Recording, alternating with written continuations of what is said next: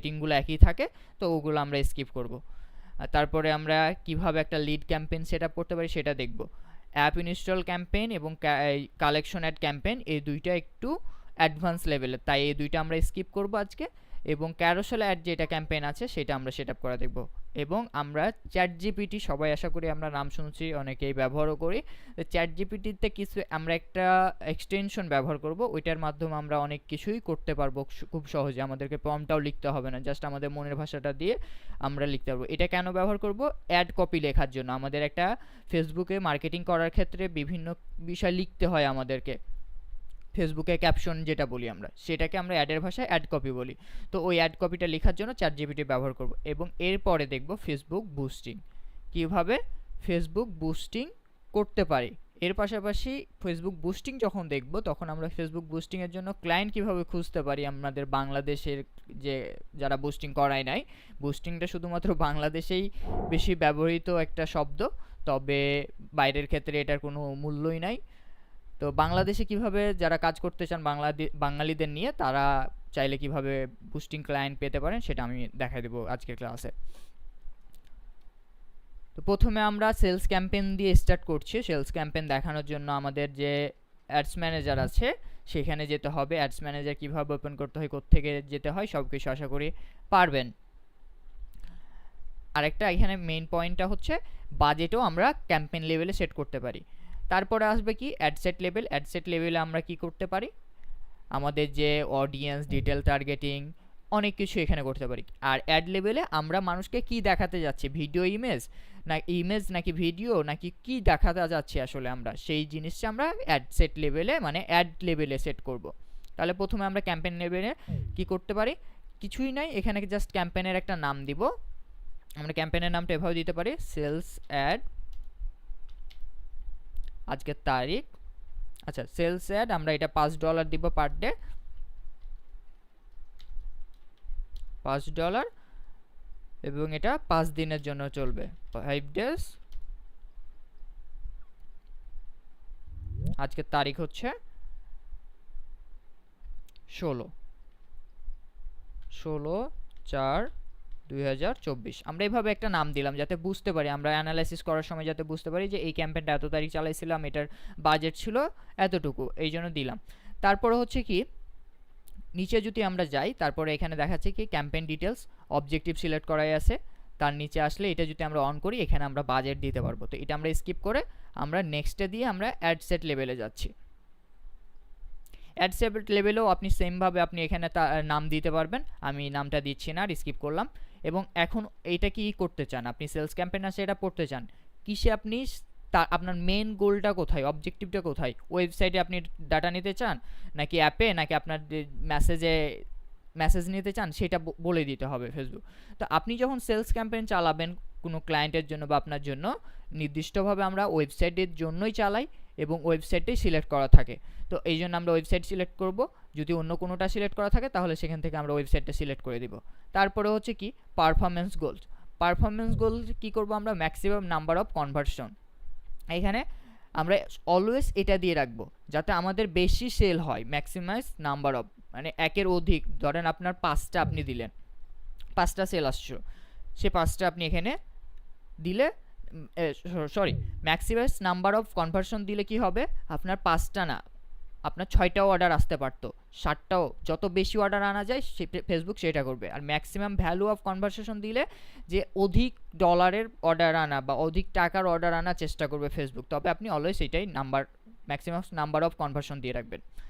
তারপরে এখানে আরেকটা অপশন থাকবে পিক্সেল, যেহেতু এটাতে কোনো পিক্সেল সেট আপ করা নাই তাই এখানে অপশনটা দেখাচ্ছে না। এখানে একটা থাকবে ইভেন্টটা সিলেক্ট করবেন পারচেস, এবং আরেকটা থাকবে কি কোন পিক্সেলটা, আপনার পিক্সেলটা সিলেক্ট করে দিতে হবে এখান থেকে। তারপরে কস্ট পার রেজাল্ট গোল, এগুলো তো আশা করি সবই জানি আমরা, বাজেটিং নিয়ে আলোচনা করছি না, এগুলো সবই আমরা জানি। অডিয়েন্স টার্গেটিং, অ্যাডভান্টেজ প্লাস অডিয়েন্সটা কি, প্লেসমেন্ট কি, সবগুলো আমরা প্রিভিয়াস ক্লাসগুলোতে দেখেছি, যারা দেখেন না তারা আমাদের রেকর্ডেড ক্লাসগুলো দেখে নিতে পারেন। তো আমরা এটা স্কিপ করে আমরা যাচ্ছি আমাদের মেন পয়েন্টে, মানে অ্যাড লেভেলে। অ্যাড লেভেলে এসে কী করবো আমরা, এখানে আমাদের নামটা দিতে পারি অ্যাড লেভেলের। তারপর আমরা কি এখান থেকে ফেসবুক পেজটা সিলেক্ট করব, আমাদের DM01 নামে একটা ফেসবুক পেজ সিলেক্ট করা আছে, আমরা এটা থেকে ক্যাম্পেইনটা চালাতে যাচ্ছি ধরে নেন। তারপরে কি অ্যাড সেটআপে এসে ক্রিয়েট অ্যাড মানে হচ্ছে আপনি অ্যাডটাকে ক্রিয়েট করতে পারেন, আপনি এখানেই সব কিছু ম্যানুয়ালি সেট আপ করবেন। আরেকটা হচ্ছে এখানে যদি ক্রিয়েট অ্যাডের উপরে ক্লিক করি, এক্সিস্টিং পোস্ট মানে হচ্ছে আপনার যেগুলো পোস্ট করা হয়েছে প্রিভিয়াসলি ফেসবুক পেজে, সেগুলো আপনি এখান থেকে অটোমেটিকভাবে নিতে পারবেন। তো আমি এটাকে স্কিপ করে ক্রিয়েট অ্যাডে রাখতেছি, এবং বাকিটা ক্রিয়েট হাব মকআপ যেটা আছে ফেসবুকের লাইব্রেরিতে যেগুলো পাওয়া যায় সেগুলো থেকে এখানে আপনাকে নিতে বলবে। তবে আমাদের মেন কাজ হচ্ছে উপরের দুইটাতে। তারপরে ক্রিয়েটিভ সোর্স কোথায়, ম্যানুয়ালি আমরা আপলোড করব। তারপরে হচ্ছে ফরম্যাট কি থাকবে, single video or image or video, যে কোনো একটা, কীভাবে ভিডিও নিতে হয় সবগুলাই জানি আমরা। তারপরে এখানে প্রাইমারি টেক্সট, হেডলাইন, এগুলো সব কিছু আমরা দেখছি, যেহেতু এগুলো নিয়ে আলোচনা করব না। এইখানে এসে আমাদের মেন পয়েন্টটা যেটা থাকবে সেটা হচ্ছে আমরা সাপোজ মনে করে নেন দারাজের আমরা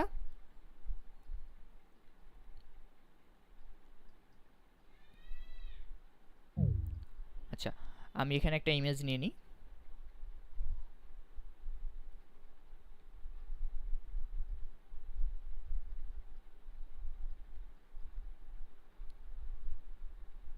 আমি একটা ইমেজ নিলাম এবং আমি এখানে লার্ন মোড থেকে চেঞ্জ করে আমি এটাতে শপ নাও দিয়ে দিলাম। এখন দেখেন আমার এইটা মনে করে নেন, ধরে নেন যে এটা আমার কি একটা প্রোডাক্ট, এই প্রোডাক্টটা মানুষ কিনুক। তখন আমি কি করব, সেলস ক্যাম্পেইনের ক্ষেত্রে যেহেতু আমরা ওয়েবসাইটে কনভার্সন হবে আমাদের, তখন আমরা কি করব, আমাদের প্রোডাক্টটা দিতে হবে। এটাও ধরে নেন যে এটা আমাদের একটা ওয়েবসাইট, এই ওয়েবসাইটটার এই প্রোডাক্টটা আমরা মার্কেটিং করতে যাচ্ছি, এই হেডফোনের প্রোডাক্টটা আমরা মার্কেটিং করতে যাচ্ছি। তখন সুন্দর এই যে এখানে প্রশ্নবোধক চিহ্নর আগ পর্যন্ত যে লিঙ্কটা আছে, এই লিঙ্কটা কপি করব আমাদের ওয়েবসাইট থেকে, এবং এইখানে যে ওয়েবসাইট ইউআরএলটা আছে এই ওয়েবসাইট ইউআরএলে এসে আমাদের লিঙ্কটা পেস্ট করে দিব। এবং এই লিঙ্কটা ঠিকমতো কাজ করছে কিনা দেখার জন্য প্রিভিউ ইউআরএল যেটা আছে এখানে ক্লিক করব, সেমভাবে আমাদের প্রোডাক্টটাতে নিয়ে যাচ্ছে কিনা সেটা চেক করে নিব, আমাদের প্রোডাক্টটা কাজ করছে। তারপরে এখানে আসবে নিচের দিকে ডিসপ্লে লিঙ্ক। ডিসপ্লে লিঙ্ক বলতে কি, এই যে এখানে দেখেন daraz.com.bd এখানে দেখাচ্ছে, এখানে আপনি চাইলে যে কোনো দিতে পারেন। তো সুবিধার্থে আমরা কি করব, আমাদের ওয়েবসাইটের সাথে আমরা www অ্যাড করে দিব, তাহলে দেখতে আর একটু সুন্দর লাগবে। এখন এই যে এখন দেখেন www.daraz.com.bd, হয়তো বা বেশি ছোট দেখাচ্ছে, এটা অনেকেই বুঝতে পারছেন না, তবে এভাবে আপনি অ্যাড করে দিতে পারেন। ডিসপ্লে অ্যাডটা নাও দিলেও কোনো সমস্যা নাই। তারপরে নিচের দিকে এগুলো স্কিপ করে নিচের দিকে আসবেন, ট্র্যাকিং একটা অপশন থাকবে। অবশ্যই যখন আপনার পিক্সেল সেটআপ করা থাকবে, আপনার ওয়েবসাইটের সাথে পিক্সেল কানেক্ট করা থাকবে, তখন আপনার পিক্সেল যে নাম্বারটা থাকে সেটা এখানে দেখাবে ওয়েবসাইট ইভেন্টে এসে। এই নাম্বারটা অলওয়েজ যখন আপনি ওয়েবসাইট ক্যাম্পেইন চালাবেন, সেলস ক্যাম্পেইন, অবশ্যই আপনি পিক্সেলটাকে ক্লিক করে রাখবেন, এটা আনক্লিক করলে হবে না। তো এখানে যেহেতু আমাদের পিক্সেল সেটআপ করা নেই তাই এখানে দেখাচ্ছে না। এই গেল কি হচ্ছে সেলস ক্যাম্পেইন কিভাবে সেটআপ করতে পারি। সেলস ক্যাম্পেইনের কিছু মেন পয়েন্টগুলো আমরা আলোচনা করলাম, যে পয়েন্টগুলো আসলেই জরুরি ছিল, আমাদের জানা দরকার ছিল, আমরা না জানলে হয়তো বা ভুল করতাম, এই জন্য ওইগুলো না আলোচনা করলাম। সেলস ক্যাম্পেইন, এঙ্গেজমেন্ট ক্যাম্পেইন বলেন, ট্রাফিক ক্যাম্পেইন বলেন, অ্যাওয়ারনেস ক্যাম্পেইন বলেন, একই ধরনের সেটআপ ওয়েটা একইভাবে সেটআপ করতে হয়, জাস্ট কিছু পয়েন্ট, কিছু সেকশন, জাস্ট কিছু অপশন ভিন্ন ভিন্ন থাকে বিভিন্ন অ্যাডের ক্ষেত্রে। কিছু অ্যাডের ক্ষেত্রে ধরেন আপনি একটা বিষয় দেখতেছেন, এই সেলস ক্যাম্পেইনের ক্ষেত্রে দেখলেন যে এই অপশনটা আছে, সাপোজ ধরে নেন আপনি সেটাই আবার অ্যাওয়ারনেস ক্যাম্পেইনের ক্ষেত্রে দেখছেন না। তো ডিপেন্ড করে আপনার কোন ধরনের অ্যাড চালাচ্ছেন সেটার উপর। তাহলে আমরা আশা করি সেলস ক্যাম্পেইনটা বুঝতে পারছি কিভাবে চালাবো। আর টার্গেটিং তো আপনার মতো করে আপনি করবেন, টার্গেটিংয়ের ক্লাস আমাদের হয়েছিল, তাই ওটা আলোচনা করলাম না। এখন এইটা এখানে সেলস ক্যাম্পেইন নিয়ে